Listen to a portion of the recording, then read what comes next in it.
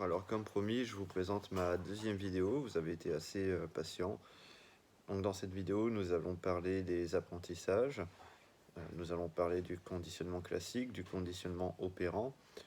Nous allons aussi parler de la notion de réalité chez les êtres vivants, donc chez le chien particulièrement. Je vais me servir d'une vidéo qui a été faite par TED Talk que je vais vous commenter. Je vais aussi me servir de schémas, comme j'aime bien le faire.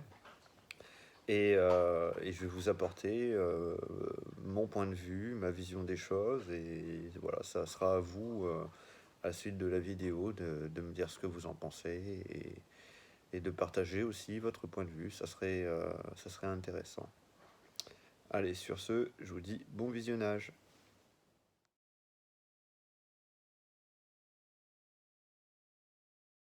Alors, on va commencer par nous, les humains. On a tendance à croire que les apprentissages ne sont liés que à un scénario en fait d'éducation. Or, en psychologie, en fait, les apprentissages, ils sont liés à un changement durable, c'est-à-dire à un changement lié à une adaptation spécifique. Et en fait, concernant les chiens, c'est un peu la même chose. C'est-à-dire que de mon point de vue, les apprentissages sont liés à une adaptabilité spécifique. C'est-à-dire, ça fonctionne, ok, c'est reproductible et ça fonctionne, j'apprends. Voilà, et ça ne fonctionne pas, je fais autre chose. Je réitère et ça ne fonctionne toujours pas, c'est pas un apprentissage.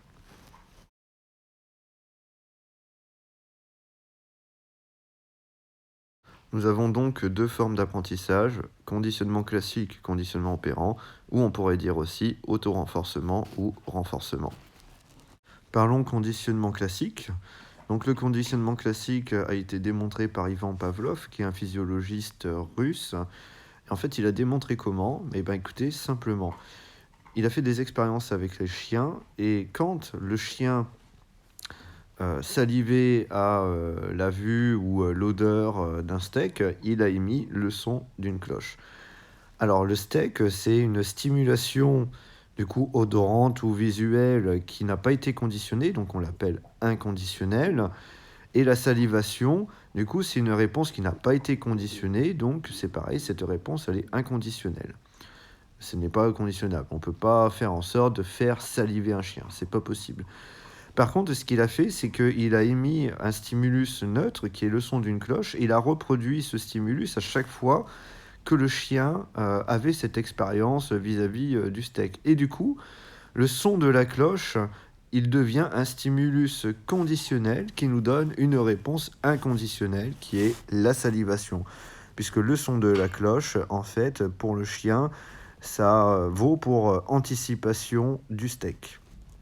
Voilà, ça c'est pour faire assez simple concernant cette expérience. Et donc du coup, moi je considère ça comme un auto-renforcement. Voilà. Mais vraiment, pour que ça ait lieu, il faut vraiment que ce stimulus, il se répète. S'il ne se répète pas, en fait, le stimulus fait partie d'un bruit environnemental. Et donc pour moi, ça devient plutôt une habituation. Cela est applicable à la quasi-totalité des êtres vivants. Et donc du coup, en fait, on va prendre l'exemple du médecin, comme expliqué dans la vidéo. Si en allant chez le médecin pour faire un vaccin, on vous dit ça va pas vous faire mal, et puis qu'au final ça fait très mal, et que le dentiste, quand vous allez le voir, il vous dit ça va pas faire mal, et qu'est-ce que vous allez faire? En fait, forcément, vous allez prendre peur et vous allez éviter, ou du moins vouloir éviter la situation, parce que vous aurez pris pour acquis que ça va pas faire mal, ça va engendrer une situation qui est en fait tout son contraire. Donc du coup, ça va pas faire mal, il est devenu une stimulation conditionnée. Alors, si les choses ne se répètent pas, en fait, ce qui se passe, c'est que c'est plutôt l'intensité euh, qui est détenue par l'expérience qui va générer un apprentissage, soit un auto-renforcement.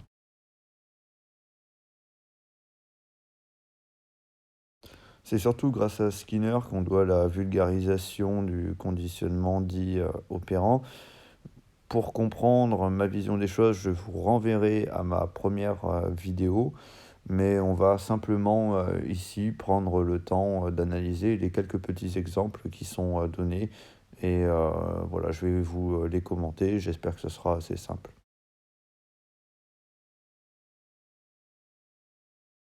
Alors dans le conditionnement opérant, en fait, il y a, 2 principes fondamentaux qui sont le renforcement et la punition. Et ça va être assez intéressant par rapport à tout ce qui se dit dans notre milieu, là, d'approfondir, un peu les choses. Concernant le renforcement, en fait, c'est simplement une interaction qui permet d'augmenter la probabilité d'apparition d'un comportement. Et concernant la punition, il s'agit d'une interaction qui permet de diminuer l'apparition d'un comportement. Les renforcements, tout comme les punitions, peuvent être aussi bien positifs que négatifs. Renforcement positif, on ajoute quelque chose d'agréable. Punition positive, on ajoute quelque chose de désagréable. Renforcement négatif, on retire quelque chose de désagréable. Et punition négative, on retire quelque chose d'agréable. Prenons cet exemple-ci. Si pour l'individu, le fait de faire des devoirs, c'est quelque chose de désagréable, lui retirer les devoirs pour qu'il puisse passer une bonne soirée, c'est un renforcement négatif. Vous retirez ce qui est désagréable. Petit exemple de renforcement positif envers l'humain. Après un repas de famille, imaginons vous débarrasser la table pour rendre service à votre maman ou votre papa.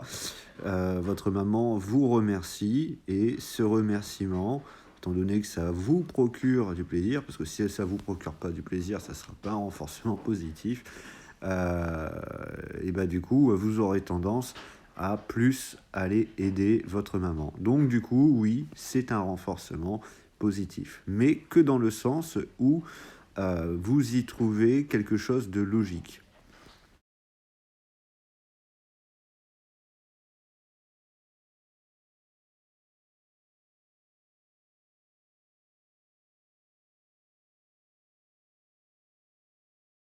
On va prendre maintenant un autre exemple concernant une autre espèce, le pigeon.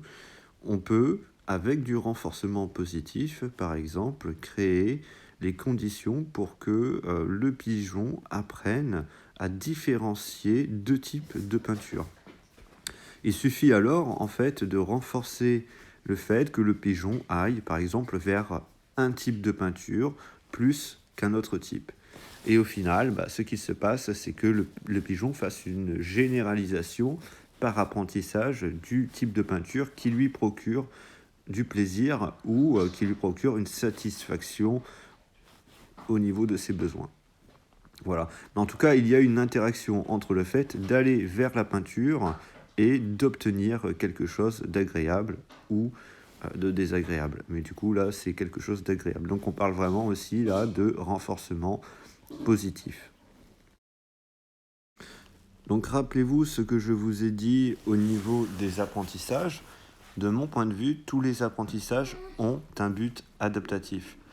Et ce qu'on peut voir de par le conditionnement opérant, c'est que le renforcement positif ou négatif vont avoir tendance à augmenter la probabilité d'un comportement, donc ça, on connaît, mais la punition positive ou négative vont avoir le sens contraire, donc c'est-à-dire la diminution d'un comportement. Et on va se poser maintenant la question, pourquoi ? Bah, dans le sens de l'augmentation du comportement, en fait, on va toujours satisfaire un besoin ou aller vers quelque chose d'agréable. Et dans le sens d'une punition, on va vers le désagréable. Donc que fait-on quand il y a du désagréable ? On fuit le désagréable ou on met à distance le désagréable. Donc en fait, tout individu, il apprend des interactions qui s'offrent à lui dans les environnements dans lesquels il va, et il en retire à chaque fois des bénéfices adaptatifs. Donc voilà, ça c'était vraiment pour récapituler ce que j'avais dit dans la première vidéo. Maintenant, on va voir la dernière chose qui est la notion de réalité du coup chez le vivant.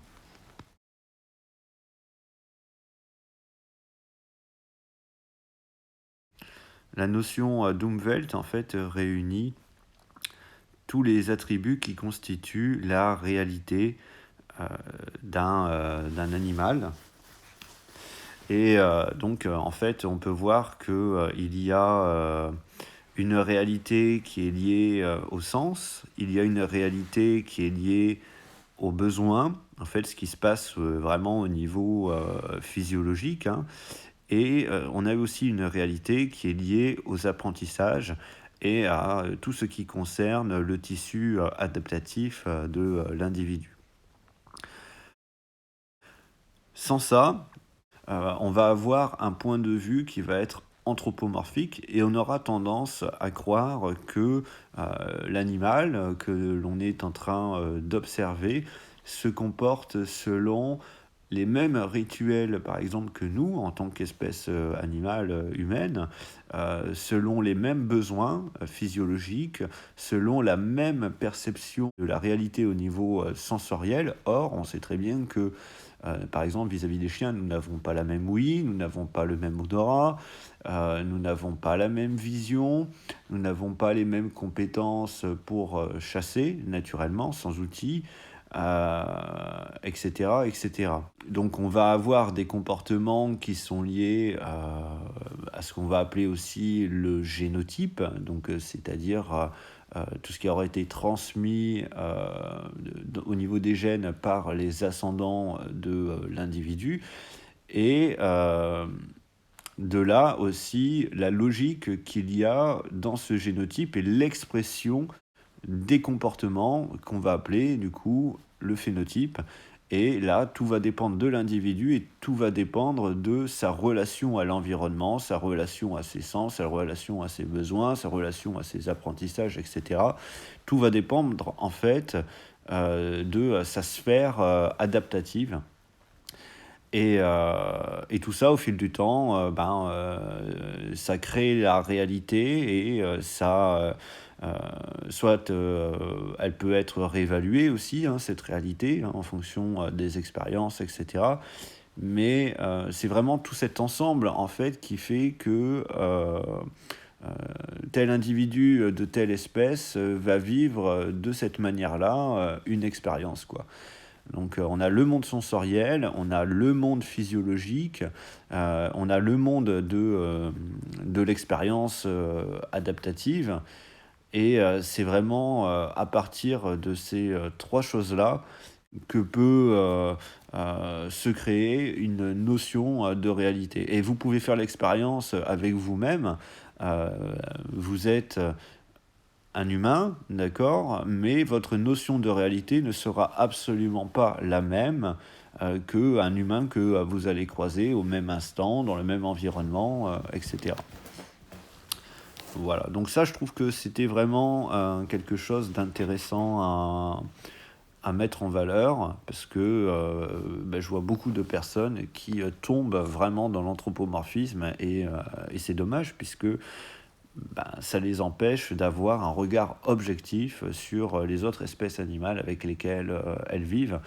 Et ça empêche aussi d'avoir de bonnes notions pour envisager de créer les conditions au bien-être de l'animal qui partage notre vie. Voilà. Maintenant, j'espère que ces 2 petites, vidéos ne vous auront pas trop, fatigué. J'espère que vous avez trouvé ça, intéressant. Vous pouvez me dire en commentaire, du coup, ce que vous en avez pensé, ça serait sympa. Voilà, donc je tenais un peu à vous partager ça. Il y aura d'autres vidéos, pour lesquelles je partagerai, aussi, ma vision des choses, et écoutez, moi, je vous souhaite beaucoup de bonheur avec, vos loulous et puis, voilà, hein, je vous dis, au plaisir pour la prochaine vidéo. Allez, salut.